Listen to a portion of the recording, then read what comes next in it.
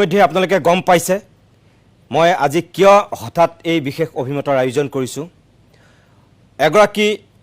যুৱ নেতাক আজিৰ অভিমতৰ আমি অতিথি কৰিছোঁ যিজন যুৱ নেতা এতিয়া শেহতীয়াকৈ অসমৰ সামাজিক মাধ্যমতেই হওক সংবাদ মাধ্যমতেই হওক ব্যাপক ৰূপত চৰ্চাত আছে সংবাদ শিৰোনাম দখল কৰি আছে যোৱা কিছুদিন ধৰি আৰু তেওঁ হৈছে লিটচং ৰংফাৰ কাৰ্বি আংলঙৰ এই যুৱ নেতাগৰাকীয়ে শেহতীয়াকৈ গোটেই অসমীয়াৰ যিসকল ভূমিপুত্ৰ যিসকল খিলঞ্জীয়া লোক তেওঁলোকক এক প্ৰকাৰ জগাই তুলিছে অকল যে কাৰ্বি জনগোষ্ঠীটোকে জগাই তুলিছে তেনেকুৱা নহয় অসমৰ প্ৰত্যেকটো খিলঞ্জীয়া ভূমিপুত্ৰক এক প্ৰকাৰ তেওঁ কিছু বক্তব্যই চিন্তিত কৰিছে আৰু স্বাভাৱিকতে তেওঁ এতিয়া সেইকাৰণে হয়তো সংবাদ শিৰোনাম দখল কৰি আছে লিটচনক আজিৰ এই বিশেষ অভিমতত অতিথি হিচাপে আমি বহুৱাই কিছু কথা জানিব বিচাৰিছোঁ আৰু আপোনালোককো জনাব বিচাৰিছোঁ মই লিটচং ৰংফাৰ মই অনুষ্ঠানলৈ স্বাগতম জনাইছোঁ ধন্যবাদ কালি মুখ্যমন্ত্ৰীৰ লগত বৈঠক হৈ গৈছে কিছু বক্তব্য আপুনি ৰাখিছে আমি দেখিছোঁ তথাপিও মই অকণমান আৰম্ভণিৰ পৰাই আমাৰ দৰ্শকসকলক কথাটো মই জনাব বিচাৰিম তাৰ আগতে মই দৰ্শকসকলক এটা বিশেষ দৃশ্য মই দেখুৱাই লওঁ আপোনাকো দেখুৱাওঁ তাৰপিছত সেই সন্দৰ্ভত মই অকণমান কিবা এটা আপোনাক কথা সুধিম প্ৰিয় দৰ্শক অকণমান চাওকচোন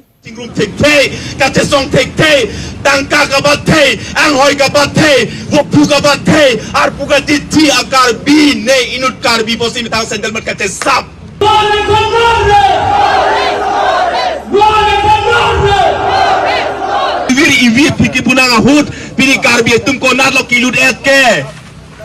Pini song men ben punya Prancis BJ parti men ben punya Prancis BJ pini konat lo ke nam et ke No eviction No eviction আমি কিহৰ কাৰণে কাৰ্বি হৈছো কিহৰ কাৰণে আমি অসমীয়া হৈছো কিহৰ আজি আমি গোটেইখিনি ত্যাগ কৰিছো আমি ৰিয়েলাইজ কৰিছো যে আমি ইমান দিন ধৰি আমি একত্ৰিত নহৈ পেলাই আমি ঐক্যবদ্ধ হৈ পেলাই আমি মাত মাতিব লাগিছিল আমি ঐক্যবদ্ধ হৈ পেলাই আজি অসমীয়াই একেটাই মাত একেটা বল হেইটো দেখুৱাব লাগিছিল কিন্তু সেই একেটা বল আমি দেখুৱাব নোৱাৰাৰ কাৰণে আজি অসমখন আমি বিভাজন হৈ পেলাই আজি অসমখন শেষ প্ৰিয় দৰ্শক এই যে দৃশ্যকেইটা দেখুৱালোঁ চেণ্ডেলেৰে নিজৰ গালত চৰিয়াইছে ক'ৰবাত এনেকৈ হাজাৰ হাজাৰ মানুহ গোট খাইছে কোনোবা দিনাখত সংবাদ মাধ্যমৰ আগত নিজৰ ক্ষোভ আৰু উষ্মা এনেকৈ প্ৰকাশ কৰিছে এইগৰাকী যুৱ নেতাই এনেকৈ কাৰ্বি জনগোষ্ঠীৰ লোকসকলক উদ্বুদ্ধ কৰাই নহয় আজি অসমৰ প্ৰতিটো জাতি জনগোষ্ঠীৰ লোকক এক প্ৰকাৰ উদ্বুদ্ধ কৰিছে লিটচং এই চেণ্ডেলে চৰিওৱা এই দৃশ্যটো ক'ৰ আছিল কেতিয়াৰ আছিল নাই সেইটো আচলতে যোৱা বছৰ আছিলে এবছৰ আগৰ যোৱা বছৰ জানুৱাৰী 1 তাৰিখ আছিলে আচলতে 1 তাৰিখত মানুহে ফূৰ্তি কৰে কৰবাত পিকনিক খাব যায় কৰবাত পাৰ্টি কৰিব যায় কিন্তু আমাৰ ক্ষেত্ৰত যেহেতু কাৰ্বি সমাজে সদায় চকু পানীত সদায় দুখত থকা বা নিজৰ অস্তিত্বখিনি সদায় নিজৰ সন্মান নথকা এটা সেই অৱস্থাত আমি আজি পাৰ্টি কৰিম নে ফূৰ্তি কৰিম নে আমি এই বস্তুটো নিজে অনুভৱ কৰিম কিন্তু আচলতে আমি সেই চেণ্ডেলত আচলতে কোবোৱাটো আচলতে কিয় আচলতে মই এজন লিটচং ৰংফাৰ বুলি কৈ পেলাই নিজক চেণ্ডেলত দি মাৰা নাই চেণ্ডেলৰ মালা পিন্ধা নাই আমি এই বস্তু আমি প্ৰকাশ কৰিব বিচাৰিছোঁ যে আমি নিজক কাৰ্বি বুলি কোৱা আচলতে লজ্জিত মানুহে কৰিব লাগে কাৰণ কিয় কাৰ্বি হৈ পেলাই যদিহে নিজৰ মাতৃভূমিৰ সেই দায়িত্বখিনি যদি আমি পালন কৰিব নোৱাৰোঁ তেনেহ'লে কাৰ্বি হৈ পেলাই নিজক কাৰ্বি বুলি কোৱা কিনো লাভ আছে বা কিনো কথা তাত থাকিল সেইকাৰণে চেণ্ডেল দি কৈছোঁ কাৰণ মই এজন কাৰ্বি কিন্তু মই নিজৰ মাতৃভূমিক সন্মান কৰিব নোৱাৰোঁ মই এজন কাৰ্বি কিন্তু জাতীয় ঐক্য আমি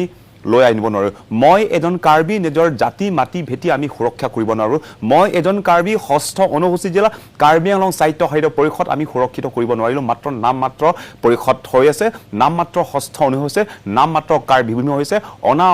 অসমীয়া বহিৰাগতৰ ভূমি হৈ আছে এই বস্তু যাতে লজ্জিত কৰে অনুভৱ কৰে সেইটো লৈ পেলাই আচলতে যাতে গোটেই অসমবাসীও বুজি পায় আৰু সেই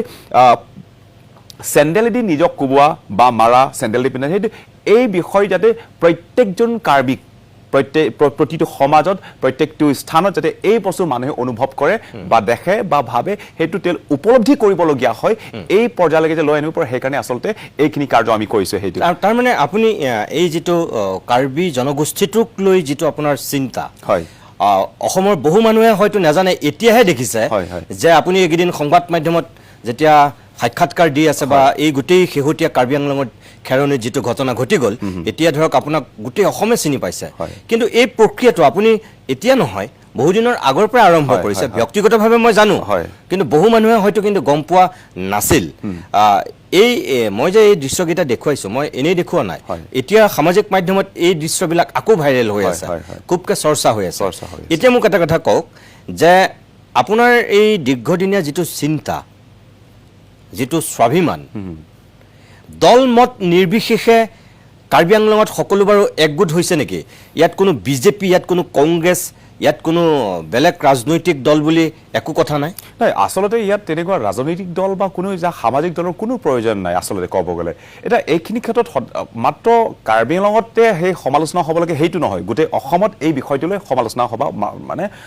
অসমীয়াসকল উপলব্ধি কৰিব লাগে আজি কাৰ্বি আংলঙত যি হিচাপে আমি আন্দোলন কৰিছোঁ হয় মই এজন লিডছঙৰ কিন্তু মই সমাজকৰ্মী কোনো এটা নিৰ্দিষ্ট সামাজিক দলৰ বা ৰাজনৈতিক দলৰ কোনো এটা কাৰ্যকৰী বা তেনে কোনো এটা মেম্বাৰ্ছ তেনেকুৱা নহয় আচলতে মই এজন কাৰ্বি কিন্তু আজি কাৰ্বি সমাজে যি হেৰাই গৈছে এটা কাৰ্বি সমাজটো এটা নাইকিয়া হৈ গৈছে শেষ হৈ গৈছে একো ক্ষমতা নিজৰ সন্মান একো নথকা হৈছে তেনেহ'লে তাত আমি ধৰ্ম সংগঠন বা পাৰ্টিক লৈ পেলাই কিনো কৰা প্ৰয়োজন আছে আজি অসমত অসমীয়াই শেষ হৈ গৈছে তেনেহ'লে গোটেইখিনি অসমীয়াসকলে এক হৈ পেলাই মাত মাতিব লাগে এই অসমৰ অসমীয়াসকলে এতিয়া নিজৰ মাতৃভূমি যিটো শেষ হৈ গৈছে অসমখনেই শেষ হৈ গৈছে কি তাত পাৰ্টি লৈ পেলাই তাত আমি সংগঠন লৈ পেলাই তাত কিবা কৰাৰ কিবা প্ৰয়োজন আছে নেকি একজেক্টলি এই গোটেইখিনি বিষয়বস্তু আমি ভাবি পেলাই এতিয়া মই এটা বস্তু মই চিন্তা কৰিছে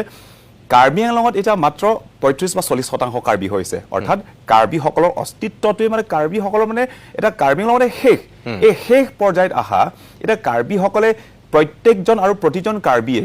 মোৰ নিজৰ এটা দায়িত্ব আছে বুলি এই কথা যদি নাভাবে তেনেহ'লে আগন্তুক দিনত সংগঠনৰ নাম লওক বা সমাজ মাধ্যমৰ যিমানে আপুনি পাৰ্টিৰ নাম লৈ পেলাই ৰাজনৈতিক দলৰ নাম লৈ পেলাই কৰিলে সেইটো কোনো লাভ নাই কাৰণ যদিহে নিজক কাৰ্বি বুলি কৈ পেলাই যদি নিজৰ দায়িত্ব যদি বহন কৰিব নালে কালি পৰহি এটা সংগঠনৰ নাম লৈ পেলাই কৰাটো বহুত দূৰৰে কথা সেইকাৰণে আজি ৩-৪ বছৰ ধৰি আমি প্ৰতিবাদ কৰি আহিছোঁ আন্দোলন কৰিছোঁ কিন্তু প্ৰতিটো আন্দোলন হাজাৰ মানুহ গোট খাইছে কিন্তু কোনো এটা নিৰ্দিষ্ট ৰাজনৈতিক দল অৰ্থাৎ সামাজিক দলৰ তেনেকুৱা সংগঠন এটাতে জড়িত হৈ থকা বা একেলগে থিয় দিয়ে সেইটো নহয় হয় তাত আছে তাত কংগ্ৰেছৰ পৰা হ'ব পাৰে তাত বিজেপি ফালৰ পৰা হ'ব তাত APHLC হ'ব পাৰে তাত KSA ফালৰ পৰা হ'ব পাৰে কিন্তু সেইখিনি মাধ্যমত অহাৰ লগে লগে তাত এজন কাৰ্বি সেইটোৱেই ওকে খুব সুন্দৰ কথা এতিয়া মোক এটা কথা কওক খেৰণিত যিটো ঘটনা ঘটিল হয় মই নিজে আপোনালোকৰ 9 দিন হোৱাৰ দিনাখন মই নিজে অভিমত কৰিছিলোঁ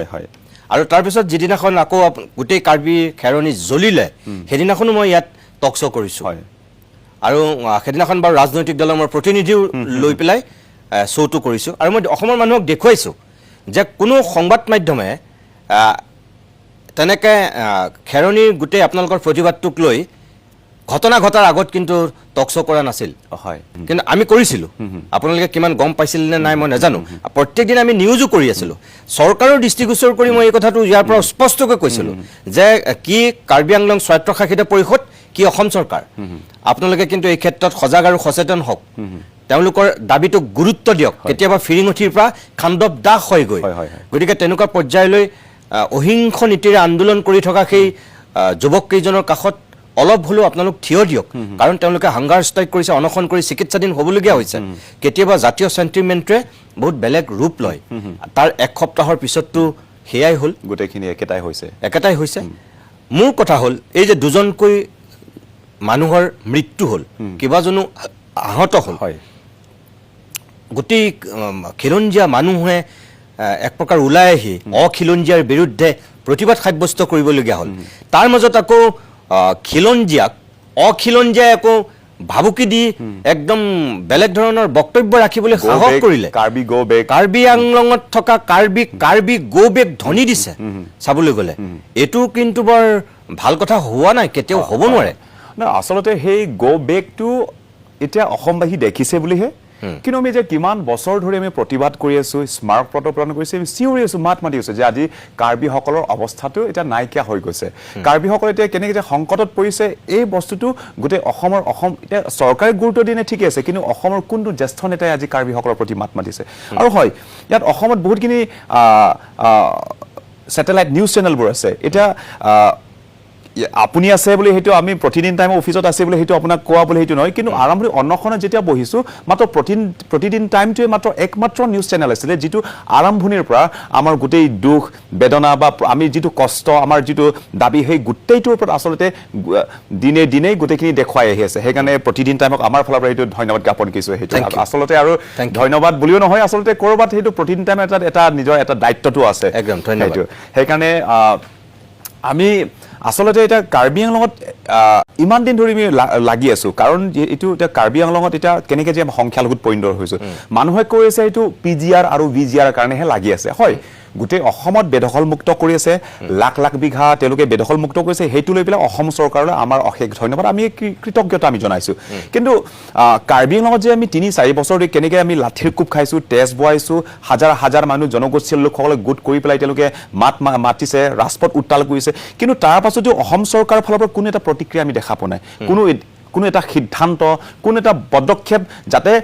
কাৰ্বি আংলঙৰ জনগোষ্ঠীয় লোকসকলে যাতে সুৰক্ষিত হয় কাৰ্বি ভূমিয়ে হৈ থাকক কিন্তু সেইটো লৈ পেলাই কোনো এটা প্ৰতিক্ৰিয়া আমি দেখা পোৱা নাই সেইকাৰণে শেষত আমি অন্নখনত আমি বহিবলগীয়া হৈছোঁ কিন্তু সেই অন্নখন আমি বহাটো যে আচৰিত লগা কথা আৰু সেইকাৰণে সদায় কৈ থাকোঁ যে অসমীয়াসকলে এটা ভাগ কিয় হৈছে ইয়াৰ আগৰ পৰা কৈ আছো যে ভূপেন হাজৰিকা দেৱে এটা কথা কয় যে আজিৰ অসমীয়াই নিজক নিচিনিলে অসম ৰহাতেলৈ যাব কিন্তু এই বস্তুটো কিয় কৈছে আৰু এই আজি ৰহাতলৈ যোৱা আমি এইখিনি পৰ্যায়ত কিয় আমি আহি পৰিছোঁ আৰু যদি এনেকুৱা যদি গৈ থাকোঁ ৰহাতলৈ পৰিব যাবই যাব সেইকাৰণে এইখিনিত গোটেই অসমবাসীক এটা কথা অনুৰোধ জনাব বিচাৰিছোঁ আৰু এইখিনি মাধ্যমত হয় যোৱাকালি পৰহি সেই 3-4 দিনত অন্নখনৰ পৰা আজিলৈকে হয় কাৰ্বি আংলঙৰ যিটো পৰিস্থিতি বা অসমত প্ৰথমবাৰৰ বাবে তেনেকুৱা হৈছে জেনজি বুলিয়ে কওক বা যি নকওক কিয় সেই আন্দোলন তেনে পৰ্যায়ৰ যিটো আন্দোলনখিনি প্ৰথমবাৰৰ বাবে কাৰ্বি আংলঙত হৈছে বা অসমত হৈ দেখা দিছে কিন্তু সেইটোত বহুতো সংগঠনে বহুতো জাতি জনগোষ্ঠীয় লোকসকলে তেওঁলোকে আমাক সমৰ্থন দিছে বিশেষকৈ জনগোষ্ঠীয় লোকসকলৰ যিমানখিনি নেতৃত্ব দিয়া লোকসকল আপোনালোকৰ কাষত থিয় দিছে আনকি আলফা স্বাধীনো হয় কিন্তু এইটোত মানে আমি ধন্যবাদ বুলি মই নকওঁ কিয় কাৰণ গোটেই নিজৰে হয় সেইকাৰণে মই সদায় আমি কৈ আছো যে আমি নিজৰ কাৰ্বি সমাজতো আমি আন্দোলন কৰিছোঁ কিন্তু আমি অন্নখন কৰিছোঁ কিন্তু আপোনালোকে ইয়াত আহি পেলাই আমাক গামোচা পিন্ধাব নাহিব আমাক ধন্যবাদ বুলি আমি দিব নহয় আমাক সমৰ্থন দিব নাহিব আপোনালোকে য'ত আছে তাৰ পৰা থিয় দিয়ক নিজৰ মতামতখিনি প্ৰকাশ কৰক এটা হেতু লৈ পেলাই সেই দাবীটো লৈ পেলাই কাৰণ নিজৰ অস্তিত্বটো তেওঁলোকে বজাই ৰখাৰ দেখাওক আৰু আপোনালোকে থিয় তাতে দিয়ক ঠিক তেনেদৰে যিসকল লোকে বা গোটেই অসমত যিমানখিনি জনগোষ্ঠীয় লোকসকলে সকলোৱে আমাক সমৰ্থন দিছে সেই সমৰ্থন দিয়াত আমি সেইটো বাবে গোটেই জনগোষ্ঠীয় লোকসকলৰ নিজৰ এটা দায়িত্ব আছে আৰু কৰ্তব্যটো আছে আৰু সেইটোৱে চাগে শেষতো আপোনালোকৰ অন্নখনৰ পিছতো সেইটোৱে প্ৰতিফলন ঘটিল আপোনালোক অকল 14 জন বা 15 জন যুৱকৰ এইটো অনশন নহল আপোনালোকক 8 জনক চাগে উঠাই আনিছিল ৰাতি 3টা বজাত তাৰপিছত কিন্তু গোটেই কাৰ্বি মানুহ জাগ্ৰত হৈ গৈছে সেইটো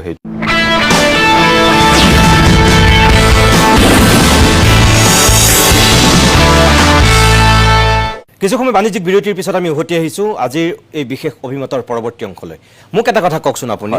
যে আপোনালোকক সেইদিনাখন ৰাতি 3টা বজাত হঠাৎ যে উঠাই আনিছিল গুৱাহাটীলৈ যে আনিলে আপোনালোকে তাৰ আগত কিবা গম পাইছিলে নে নাই পোৱা নে একদম হঠাৎহে আপোনালোকক উঠাই লৈ গৈছিল আচলতে সেই সময়ত আমি গম পোৱা নাছিলোঁ গোটেইটো আমি তাতে আমি হৈ আছিলোঁ কাৰণ এটা বাউণ্ডাৰী ৱাল আছে ইয়াৰ ভিতৰতে আমি বহি পেলাই য'ত নেকি আমি কাৰ্বি যুৱ উৎসৱ আমি তাত গোটেইখিনি পতা হয় তাতে আমি গোটেইখিনি এটা বাউণ্ডাৰী ৱালৰ ভিতৰত আমি তাতে শুই আছিলোঁ গোটেইখিনি তাতে টোপনি মাৰিছিলে ৰাতি 3টাত আহি পেলাই হঠাতে গোটেইখিনি চুচৰাই লৈ পেলাই গাড়ীত ভৰাই পেলাই লৈ গৈছে এতিয়া কথাটো হৈছে তেওঁলোকে কৈছে দিনৰ ভাগত তেওঁলোকে যেতিয়া ঘটনা গোটেইখিনি কাৰ্বি আংলঙৰ সেই পৰিস্থিতিখিনি দেখা পোৱাৰ পাছত প্ৰশাসনে বা জিলা আয়ুক্তই সেইটো কৈছিলে যে সেইটো মাত্ৰ হস্পিটেলত বা সেই চিকিৎসাধীন হৈ আছিলে বা সেইটো মেডিকেলি এক্সামাইন কৰাৰ কাৰণে বোলে হস্পিটেললৈ গৈছে তুলিৰাম ৰংহাঙো কৈছে, অকল জিলা আয়ুক্তই নহয়, হয়, তুলিৰাম ৰংহাঙে কৈছে যে ভুল বুজাবুজি হ'ল বুলি কৈছে। বুজাবুজি, হয়। অসমৰ মুখ্যমন্ত্ৰীয়ে কৈছে যে এইটো কৰবাত অকমান ভুল বুজাবুজি হ'ল বুলি কৈছে। নহয়, মোৰ প্ৰশ্নটো এইটোহে যে আপুনি ক'লে এতিয়া আপোনালোকে গমেই নাপায়, গম নাপায় চিকিৎসালয়লৈ আনিবৰ কাৰণে ৰাতি 3টা বজাত কিয়? তাৰমানে মোৰ প্ৰশ্নটো তাত সেইটো ৰাতি 3টাত কিয়? গোটেইখিনিতো ষ্টেবল হৈ আছিলে, গোটেইখিনি স্থিৰ হৈ আছিলে, ঠিকেই আছিলে। তাৰ পাছতো এতিয়া ওচৰত মেডিকেল কলেজ আছে, সামান্য সৰু সুৰা চেকআপ কাৰণে মেডিকেল এক্সামিন কাৰণে ডিফু মেডিকেল কলেজ আছে। ডিফু মেডিকেল কলেজৰ ঠিক আছে, ডিফু মেডিকেল কলেজ তাত কাৰ্বি আংলং বুলি লৈ যোৱা নাই, গোটেইখিনি পৰিস্থিতিখিনি গোটেইখিনি কণ্ট্ৰল বা ল' এণ্ড অৰ্ডাৰ চিচুৱেশ্যন কাৰণে। ওচৰত নগাঁও মেডিকেল কলেজ আছে, একদম নগাঁও মেডিকেল কলেজত লৈ যাব পাৰিলে হয়। নগাঁও মেডিকেল কলেজত মানে নোলোৱাকে ডাইৰেক্টলি গুৱাহাটীত লৈ গৈছে। আৰু ইয়াতকে ডাঙৰ কথা, যদিহে মেডিকেল এক্সামাইন কৰিবলগীয়া হয় বা অসুস্থ হোৱাৰ কাৰণে হস্পিটেলত লৈ যায়, সেই অসুস্থ মানুহবোৰক কেনেকে যে চুচৰাই পেলাই লৈ যায় নেকি? একজেক্টলি চুচৰাই পেলাই ৰাতি ধমকি দি, হয়, গোটেইখিনি ধমকি দি পেলাই তাৰপাছত গোটেইখিনি ট্ৰাভেলাৰ আনি পেলাই কেনেকে গাঁৱত খ্ৰীষ্টমাছৰ সেই গান বজাইছে, কেৰল যিটো গানটো সেইটো গোটেইখিনি বজাইছে। কাৰণ সেই গোটেইখিনি তেওঁলোকে চুচৰাই লৈ যাওঁতে যাতে গোটেইখিনি খৰ ধৰ নকৰা বা চিঞৰা সেইবোৰ যাতে শুনা নাপায়। সেইটো সেইকাৰণে এই বস্তুটোতো হস্পিটেলত বা সেইটো চিকিৎসাধীন হোৱাৰ কাৰণে মেডিকেল এক্সামাইন নহয়, সেইকাৰণে আটক কৰাটো হৈ আছে আচলতে। আচ্ছা, সেই আটক কৰিব চেষ্টা কৰাটো হৈ আছে। সেইকাৰণে আচলতে আমি এই ক্ষেত্ৰত প্ৰশাসনে মিছা কথা ক'লে, হয়, মিছা কথা কৈছে সেইটো। সেইকাৰণে যেতিয়া ৰণোজ পেগু ডাঙৰীয়া কাৰ্বি আংলঙত তেওঁলোকে গৈছিলে, সেই সময়তো আমি এটা কথা কৈছিলো, যিটো আজি কাৰ্বি আংলং সাহিত্য পৰিষদৰ মুখ্য কাৰ্যবাহী সদস্য তুলিৰাম ৰংহাঙৰ ঘৰ জ্বলাই দিয়া হৈছে, ভংগ কৰি দিছে, সেইটোত আমিও দুখ কৰিছো যে তেনেকৈ হ'ব নালাগিছিল বা আৰু ভৱিষ্যত তেনেকৈ হ'ব নালাগে। কিন্তু যিটো ঘটনা ঘটিছে, সেই ঘটনা ঘটাৰ দায়ী চৰকাৰ আৰু জিলা খবৰ বহিঃপ্ৰকাশ ঘটিলে। হয়, হয়নে নহয়? আৰু আপোনালোকক ইয়াত আনি পেলাই কিবা প্ৰেছাৰ চেক কৰিছে বোলে আৰু কিবা কিবি অকমান মাত্ৰ প্ৰাথমিক চিকিৎসালয়তে কৰিব পাৰে। হয়, হয়, সেইটো মাত্ৰ প্ৰেছাৰ চেক কৰিছে, চুগাৰ চেক কৰিছে, সেইখিনি বাকীখিনি একো কৰা নাই। সেইখিনি কৰিবৰ কাৰণে কিয় তেনেহ'লে গুৱাহাটীলৈ আনিবলগীয়া হয়? মেডিকেল কলেজৰ একো প্ৰয়োজন নাই, তাত ওচৰত মডেল হস্পিটেল আছে, মডেল হস্পিটেলত গোটেইখিনি হৈ যায়, তাত MD আছে, মেডিচিন ডক্টৰ আছে, গোটেইখিনি তাত আছে, গোটেইখিনি মেডিকেল গোটেইখিনি তাত হৈ যায়। কিন্তু মানে পিছত পৰিস্থিতিটো তেনেকুৱা ভয়ংকৰ ৰূপ ধাৰণ কৰাৰ কাৰণে আচলতে প্ৰশাসনে বা CM তুলিৰাম ৰংহাঙহঁতে মিছাৰ আশ্ৰয় লৈ পেলাই ভুল বুজাবুজি বুলি ক'লে। হয়, আৰু সেইদিনাখনত যেতিয়া আমি অনশন বহিছিলোঁ, যেতিয়া আমাক লৈ গৈছিলে ৰাতিপুৱা 3টাত, সেই সময়ত আচলতে সেই 22 তাৰিখ আছিলে, সেই 22 তাৰিখ সন্ধিয়া 4টাত আচলতে আমি আলোচনাত বহাৰ কথা সিদ্ধান্ত আমি লৈছিলোঁ আচ্ছা চৰকাৰৰ লগত। আৰু আগন্তুক দিনত নেক্সট দিনাখনত আমি তাত অনশনটো আমি ভংগ কৰা সেইটো সিদ্ধান্তখিনি লৈছিলোঁ। কিন্তু যে আমি গোটেইখিনি আমি আলোচনা মাধ্যমত গোটেইখিনি যাব পৰা আছিলে, গোটেইখিনি সিদ্ধান্ত লোৱাৰ পাছতে আমাক যে 3টাত ইয়াৰ পৰা উঠাই নি পেলাই ডাইৰেক্টলি গুৱাহাটীত ভৰাই দিয়া হৈছে। আচলতে এই বিষয়টো মানে আমি আচৰিত পাইছোঁ, সেই গোটেইখিনি কৰাৰ মানে সেই কি কয় নেপথ্যত কি আছিল? হয়, হয়, সেইটো আচ্ছা, এতিয়া লিটচং, মই এইটোৱে আপোনাৰ পৰা জানিব বিচাৰোঁ, যি হ'ল হৈ গ'ল, হয়, সেই ঘটনাৰ কেতিয়াও পুনৰাবৃত্তি ঘটিব নালাগে। সংঘাতেৰে নহয়, মানুহ সদায় সম্প্ৰীতি আৰু সমন্বয়েৰেহে বসবাস কৰিব লাগে। তাত আপোনালোকৰ যিখিনি দাবী ইমান দিনে, এই ঘটনাটো ঘটাৰ পিছত এতিয়া চৰকাৰ সাৰ পালে, আপোনালোকৰ লগত বৈঠকত বহিবলৈ বাধ্য হ'ল। CM তুলিৰাম ৰংহাঙে ইমান দিনে গুৰুত্ব নিদিছিল, এতিয়া কিন্তু গুৰুত্ব দিবলৈ বাধ্য হ'ল। কেতিয়াবা কিছুমান বস্তু দেখিবলৈ বেয়া হ'লেও তাৰ কিন্তু প্ৰতিক্ৰিয়াটোৰ সুফল পোৱা যায়। মই ভাবো এতিয়া আপোনালোকে এই ঘটনাটো ঘটাৰ পিছত চাগে তাৰ সুফল পাবলৈ গৈ আছে। কিমান আশাবাদী এতিয়া আপুনি? দীৰ্ঘদিনীয়া দাবীটোৰ সঁচাকে সমস্যাটোৰ সমাধান হ'বনে? কালিতো আপোনালোকৰ লগত বৈঠক হৈছে, ত্ৰিপাক্ষিক বৈঠক হৈছে, আপোনালোক CM তুলিৰাম ৰংহাং, এইফালে অসম চৰকাৰৰ মাজত। হয়, হয়, এই বৈঠকখিনি হৈছে, কিন্তু এই বৈঠকত যোৱাকালি আমি এটা কথা স্পষ্টীকৰণ কৰা হৈছে যে যিয়ে সিদ্ধান্ত নলওক কিয়, যিয়ে চৰকাৰে পদক্ষেপ নলওক কিয়, আমি ৰাজ্যৰ লগত যেতিয়া আমি আলোচনা নকৰোঁ, মই নেতৃত্ব দিব পাৰোঁ বা আমাৰ লগত কেইজন থাকিব, কিন্তু আমি গোটেইখিনি দায়িত্বখিনি বহন কৰি আমি সিদ্ধান্তখিনি আমি দিব নোৱাৰিম। কাৰণ ৰাজ্যৰ লগত গোটেইখিনি আমি আলোচনা কৰাৰ পাছতহে আমি সেইটো লৈ পেলাই আনন্দ কৰিম নে ইয়াতে আমি স্থগিত ৰাখিম নে আমি আকৌ আন্দোলন কৰিম, সেইটো ৰাজ্যৰ লগত আমি আলোচনা কৰি পেলাই ৰাইজখিনি ওলাই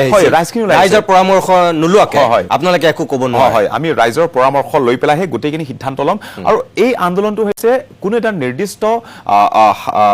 পলিটিকেল পাৰ্টি বা অৰ্গেনাইজেশ্যন বা এছ'চিয়েশ্যন বা সামাজিক দলে কৰা নহয়, এইটো হৈছে কাৰ্বি আন্দোলন। সেই কাৰ্বি আন্দোলন সেইকাৰণে কাৰ্বিসকলৰ বা সমাজৰ ৰায় লৈ পেলাইহে গোটেইখিনি সিদ্ধান্ত। আপোনালোকে যে এই অনশনটো কৰি আছিল, হয়, এনেকৈ যে প্ৰতিবাদ কৰি আছিল হয় কোনো সংগঠনৰ একো বেনাৰ নাছিলে নেকি? নাছিলে নাই তেনেকুৱা কোনো বেনাৰ নাছিলে আমি মাত্ৰ তাত কাৰ্বি হিচাপে মই এজন কাৰ্বি আমি কাৰ্বি হিচাপে আমি আগুৱাই গৈছো সেইটোৱেই তাত কোনো এটা নিৰ্দিষ্ট সংগঠনৰ নাম নোলোৱাকে আমি গোটেইখিনি আগুৱাই ইয়াত বাৰু সঁচাকৈ জেনজিৰ এটা বেলেগ প্ৰভাৱ আছে নেকি? নাই তেনেকৈ জেনজিৰ প্ৰভাৱ তেনেকুৱা একো নাই কিন্তু আচলতে সেইটো জেনজিৰ প্ৰভাৱ বা ক'ৰ পৰা কি আহিছে সেইটো মই সঠিককৈ এতিয়া ক'ব নোৱাৰিম কিন্তু যিটো দেখিছোঁ গোটেইখিনি জেনজি হিচাপে দেখিছোঁ জেনজি মানে মানুহে যিটো আৱেগিক হৈ গৈছে আৱেগিক হৈ যোৱা মানে 15 দিন অনশনত পৰা সেইটো ইমান সহজ নহয় আৰু কাৰ্বি আংলঙত বা অসমত প্ৰথমবাৰৰ বাবে ইমান দিন দীৰ্ঘদিনীয়া অৰ্থাৎ অনিৰ্দিষ্টকালীন তেনেকৈ অন্নক্ষণখিনি বহা হৈছে সেইটো ইমান সহজ নহয় কিন্তু সেইটো লৈ পেলাই যে হঠাতে আকৌ ৰাতি 3টাত যে গোটেইখিনি লৈ লৈছে সেইটো মানুহে আৱেগিক হৈ পেলাই মানুহ ওলাই আহিছে সেইটো তাত হাজাৰ চেণ্টিমেণ্টটো মানে বহুত ভয়ংকৰ ৰূপত বহিঃপ্ৰকাশ ঘটিল কাৰণ এইটো যাক লৈ গৈছে সেইটো লিটছং ৰংফাৰ বুলি নহয় এজন কাৰ্বিক উঠাই লৈ গৈছে একদম কোনো এটা সংগঠনক উঠাই লৈ যোৱা নহয় কোনো এটা সংগঠনক নেতৃত্ব দিয়া ব্যক্তিক লৈ যোৱা নাই কাৰ্বি সমাজক লৈ গৈছে আমি মাত্ৰ 9 জনে অন্নক্ষণত পৰা নহয় 5 লাখতকৈ অধিক কাৰ্বিসকলে অন্নক্ষণত বহিছে একদম এইটো লৈ পেলাই আচলতে সেই গোটেইখিনি প্ৰভাৱ পৰিছে আৰু মেইনলি ইয়াত যিটো আমাৰ দাবীটো এটা চৰকাৰে যোৱাকালি সিদ্ধান্ত লৈছে আমাৰ মূল দাবীটো হৈছে হয় গোটেই অসমত উচ্ছেদ চলি আছে সেই উচ্ছেদটো লৈ পেলাই কাৰ্বি আংলঙত আজি কৰা নাই আচলতে কাৰ্বি আংলঙৰ সমস্যাটো কি সমস্যাটো হৈছে যে কাৰ্বি আংলং যিহেতু ষষ্ঠ অনুসূচী জিলা য'ত নেকি অনাঅসমীয়া বহিৰাগত লোকসকলে না তাত মাটি কিনিব পাৰি না বেহা বেপাৰ আদিও কৰিব পাৰি তাত মানে একো কৰিব নোৱাৰি অৰ্থাৎ তেওঁলোকে কাউন্সিলৰ প্ৰতিনিধিও তেনেকৈ ৰাজ্যৰ প্ৰতিনিধি মানে পৰিষদৰ তাত প্ৰতিনিধিটো হ'ব নোৱাৰি আচলতে কিন্তু কাৰ্বি আংলঙত তাত আমি যিটো আমি তাত ভুগি আছো আচলতে কাৰ্বি আংলঙত এতিয়া যিমানখিনি চৰকাৰী ভূমি আছে তাত PGR VGR পৰা আৰম্ভ কৰি পেলাই তাত ক'ৰবাত স্কুলৰ মাটি আছে ক'ৰবাত ইৰিগেশ্যনৰ মাটি আছে ক'ৰবাত ছইল কনজাৰ্ভেশ্যন চেৰিকালচাৰৰ মাটি আছে বিভিন্ন ধৰণৰ চৰকাৰী ভূমিত হাজাৰ হাজাৰ মানুহ হাজাৰ হাজাৰ বিঘাত গোট খাই পেলাই এই গোটেইখিনি বেদখলকাৰী কেনে আমি আজি কাৰ্বি আংলঙত আমি সংখ্যালঘুত পৰিণত হৈছোঁ সেই সংখ্যালঘুত পৰিণত হোৱাত আমি কাৰ্বি আংলঙত ২৬টা সমষ্টি আছে সেই ২৬টা সমষ্টিত মাত্ৰ 10খনমান সমষ্টি তাতে কাৰ্বিসকলৰ হাতত পৰিছে বাকী 16খন সমষ্টি বেলেগৰ হাতত গৈ আছে যিটো এতিয়া নাম মাত্ৰ ষষ্ঠ অনুসূচী হৈছে নাম মাত্ৰ কাৰ্বি আংলং সাহিত্য সমিতি পৰিষদ সেইটো হ'ব নোৱাৰে বুলি কৈছে কিন্তু তেনেহ'লে সেইটো কেনেকৈ পাৰিছে নাই সেইকাৰণে তাত ক'ৰবাত চৰকাৰৰ ভুল আছে বা যিসকলে কাৰ্বি আংলঙক নেতৃত্ব দিছে এওঁলোকৰ ভুল আছে আৰু অসম চৰকাৰৰ ভুল আছে হয় আমি জানো যে আৰু আমি এটা কথা বুজো যে হয় কাৰ্বি আংলং সাহিত্য পৰিষদ মানে নিজাববীয়া এটা ক্ষমতা আছে নিজাববীয়া এটা অট'নমাছ এটা নিজৰ এটা পাৱাৰ আছে কিন্তু সেইটো হ'লেও গাৰ্জেনটো অসম চৰকাৰ হৈ আছে একদম এই অসম চৰকাৰ যে এতিয়া সেই যিটো চৰকাৰে জাতি মাটি ভেটি সুৰক্ষাৰ কৰাৰ মানে কথা কৈ শাসনত আহিল এই চৰকাৰে আচলতে তেওঁলোকে ইণ্টাৰভিন কৰি পেলাই তেওঁলোকে গোটেইখিনি চোৱা চিতা কৰিব লাগে কিন্তু চোৱা চিতা কৰাটো বাদেই দিয়ক আমি যে ইমানখিনি বাৰম্বাৰ প্ৰতিবাদ কৰিছোঁ কিন্তু তাৰ পাছতো একো নাছিলে তে মেইনলি তাত আচলতে PGR VGR য'ত নেকি আৰু কাৰ্বি আংলং হৈছে একমাত্ৰ এখন জিলা য'ত নেকি কাৰ্বিসকলৰ ম্যাদী পতা থকাৰ পাছতো জোৰ জবস্তি অনাঅসমীয়া বহিৰাগত লোকসকল আহি পেলাই দখল কৰে কাৰণ কাৰ্বিসকল সহজ সৰল যেতিয়া চিধা চিঠি যেতিয়া খং উঠি যায় বেলেগ হৈ যায় কিন্তু বস্তুটো সেই সহজ সৰলৰ কাৰণে মানুহে আহি পেলাই সুবিধাবোৰ লৈ লয় বাৰু সেইটো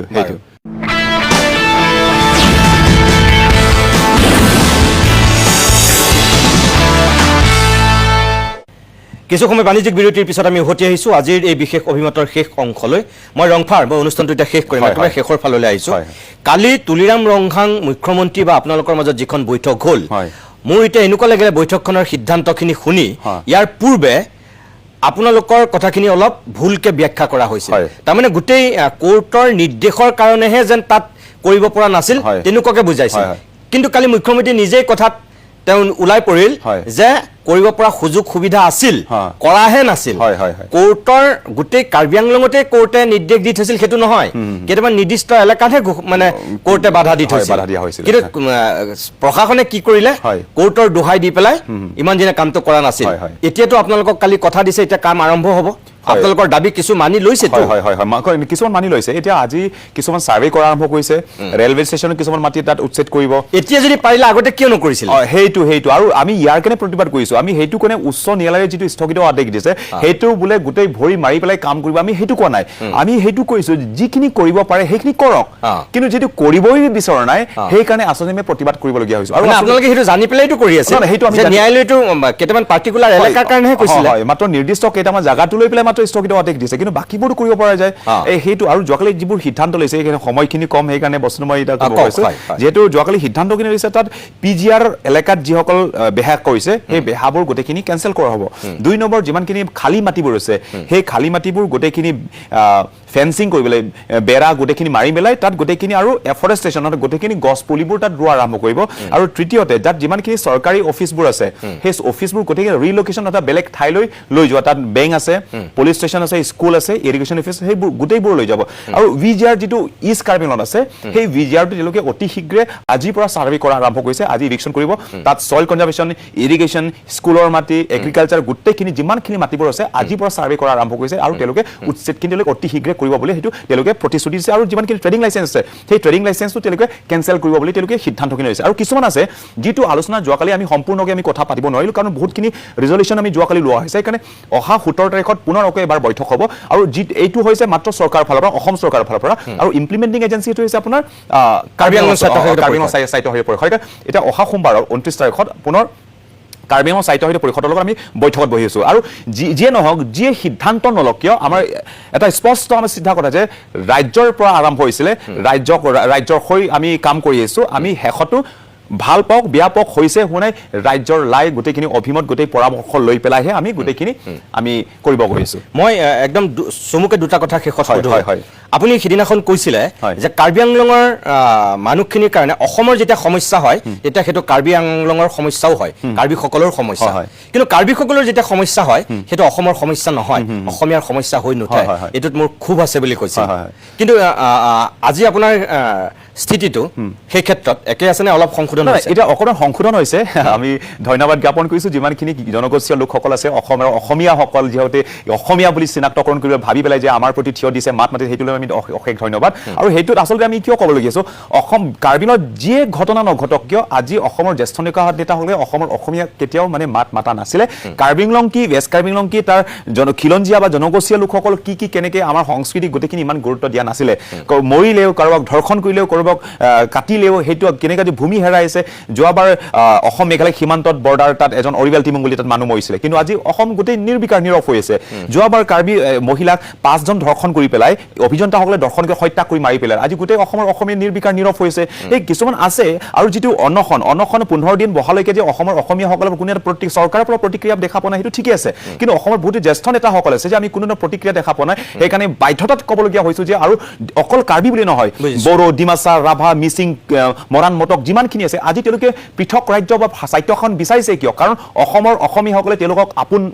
কৰি নলয় বা ল'ব বিচৰা নাই আমি সেইটো দেখিছো আৰু যেটো এওঁলোকৰ প্ৰতি আমাৰ বা জনগোষ্ঠীয় লোকসকলৰ প্ৰতি থিয় হোৱা আমি সেইটো দেখা নাই আমি বাধ্যতাত ক'বলগীয়া হয় যে ঠিক আছে যদি আমাক চাব নোৱাৰে আমাক আমাৰ সমস্যাবোৰ বুজি নাপায় আমাৰ চকু পানী তেজ যদি আপোনালোকে মূল্য দিব নিবিচাৰে ঠিক আছে আমাক পৃথক ৰাজ্য দিয়ক বা সাহিত্য শাসন দিয়ক আমি সেইটো নহয় যে আমি যে কিমান আগৰ পৰা যে অসম আন্দোলনৰ পৰা ভাষা আন্দোলনৰ পৰা অসমক বৰ অসম গঢ়ি তোলাৰ কাৰণে প্ৰাণ দিছো প্ৰাণ আহুতি দিছো তেজ বহিছো কিন্তু আজি কাৰ্বি সমস্যা বা জনগোষ্ঠীয় সকলৰ সমস্যা আহিলে সকলো নীৰৱ নিৰ্বিকাৰ সেইটো মই একদম শেষ প্ৰশ্নটো কৰিছো আমাৰ অসমৰ ইতিহাসে কয় যিবিলাক যুৱ নেতা হঠাতে খুব চৰ্চালৈ আহে বা কিবা আন্দোলনৰ মাজেদি নেতা হৈ যায় তেওঁলোকক ৰাজনৈতিক দলবিলাকে টনা আজোৰা কৰে বা কেতিয়াবা তেওঁলোকে হঠাতে মানুহে গম নোপোৱাকৈ ৰাজনীতিত যোগ দিয়ে এতিয়া গোটেই কাৰ্বি আংলং হঠাতে হিলাই দিয়া বুলিয়ে কৈছো মই লিটচঙৰ নেতৃত্বত মোটামুটি কাৰ্বি আংলং হিলি গ'ল গোটেই অসমৰ খিলঞ্জীয়া মানুহ জাগ্ৰত হৈ গ'ল ২৬ৰ নিৰ্বাচন আহি আছে কাইলৈ পৰহিলে যদি লিটচনক কোনোবা ৰাজনৈতিক দলে টনা আজোৰা কৰে লিটচন ৰাজনীতিত যোগ দি নেতা হ'বলৈ যাবনে ৰাজনৈতিক এজন নেতা হ'বলৈ মই আচলতে ইমানখিনি পৰ্যায়লৈকে অহা কোনো প্ৰয়োজন নাই আমাৰ কথাটো হৈছে আমি যে কেনেকৈ যে আমি লজ্জিত হৈ আছো নিজৰ স্থানত কেনেকৈ আমি ভূমিহীন হৈ আছো কেনেকৈ কাৰ্বিসকলক অত্যাচাৰ দমন কৰে এই বস্তুটো আমি ধৈৰ্য কৰিব নোৱাৰাৰ কাৰণে আমি এইখিনি পৰ্যায়লৈকে আহিছো ৰাজনৈতিক দলত যদি আমি কোনো এটা সোমাব বিচাৰিছো হেঁতেন হয়তো আমি এইবোৰ মানে কৰিবলগীয়া কোনো কথাই নাই আগৰ পৰা আমাক কিমান যে অফাৰ আহিছে কিমান যে ৰাজনৈতিক নেতাসকলে যে আমাৰ লগত কথা পাতিব বিচাৰিছে কিন্তু সেইটো নহয় যে আৰু আজি আমাৰ এটা কথা স্পষ্ট যে আমাৰ দাবী যেতিয়া আমাৰ সন্মান বা আদৰখিনি আমি ঘূৰাই পাওঁ, যেতিয়া আমাৰ আদৰ সন্মান বা আমাৰ সমস্যাবোৰ সমাধান হয়, যেতিয়া আমি ভাবি যে আমি অস্তিত্বখিনি সুৰক্ষিত আমি হৈ আছোঁ, সেই দিনাৰ পৰা লাগিলে আমি ৰাজনৈতিক দলত আমি মানে যোৱা বা কাম কৰা সেইটো লাগিলে সেইটোলৈ বিষয় চিন্তা কৰিম। কিন্তু যেতিয়ালৈকে সমস্যাবোৰ সমাধান হয়, মোৰ স্থিতি সেইটো স্পষ্ট যে ৰাজ্যৰ প্ৰতি থিয় দিম। আৰু মই নেতা নহয়, মই যুৱ নেতাও নহয়, মই এজন কাৰ্বি আৰু কাৰ্বি হৈ পেলাই মই কাম কৰিম। মোৰ নিজৰ দায়িত্ব আৰু কৰ্তব্য আছে নিজৰ মাতৃক নিজৰ ভূমিক সুৰক্ষা কৰা, সেইটো মোৰ নিজৰ দায়িত্ব। আৰু কোনো এজন অসমীয়া মোক ধন্যবাদ ক'ব নালাগে, মোৰ নিজৰ দায়িত্ব পালন কৰি আছোঁ। মোৰ নিজৰ মাক মই যেনেকৈ ভাল পাওঁ, ঠিক তেনে নিজৰ মাতৃভূমিক মই সুৰক্ষিত কৰাৰ কাৰণে মই মাতিছোঁ, থিয় দিম আৰু আগন্তুক মাতি থাকিম। সেইটো একদম লিচং, মোৰ সময় শেষ হ'ল আচলতে। হয়, হয়। এইখিনি সময় দিয়াৰ কাৰণে বহুত বহুত ধন্যবাদ। হয়। বহুত কথা সুধিবলৈ থাকি গ'ল। হয়। আমি আকৌ এদিন বহিম কিন্তু। নিশ্চয়। 29 তাৰিখে কাৰ্বি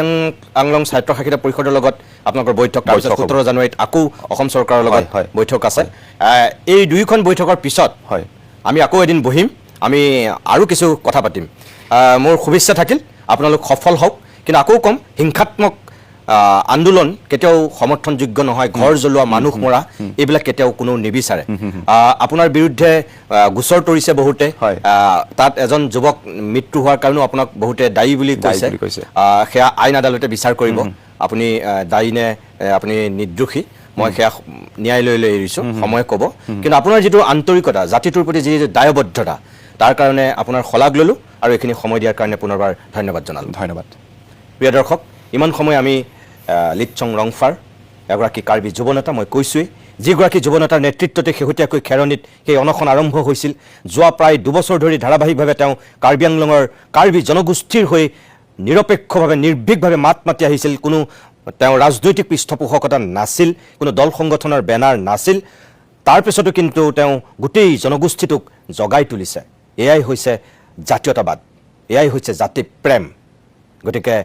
লিটচনৰ ভৱিষ্যত উজ্জ্বল হওক, সেই কামনা কৰি তেওঁ আশাবিলাক পূৰ হওক। প্ৰত্যেকগৰাকী খিলঞ্জীয়া